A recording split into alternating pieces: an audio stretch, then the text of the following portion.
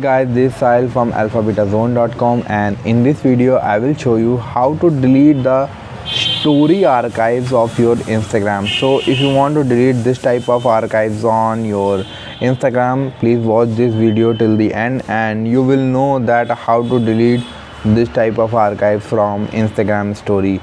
So if you want to delete this type of archive, first you need to open your Instagram account and log into your account, and now you need to click on the three-line icon at the top right corner of the screen.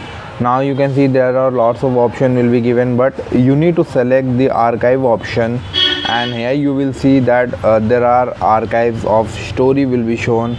You can also choose post archives or live archives, it will also shown, but in my case I want to delete my story archives, so I will select this. You can also check that on which date you had posted this archive. So here you can see that on which date I had posted this type of archive. You can also check the location, on which location you had posted this archive, so you can check everything from here.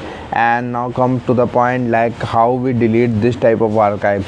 So in order to delete this archive, first you need to click on that archive section, and here you need to click on that archive which you want to delete.